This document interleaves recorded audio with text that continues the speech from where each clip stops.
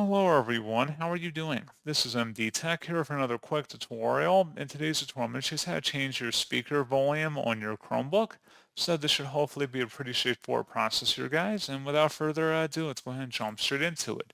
So all you have to do is select the launcher icon down in your system taskbar, and then select settings, or you can search for settings as well. And then once you have this open, select device on the left panel. On the right side underneath device, select where it says audio.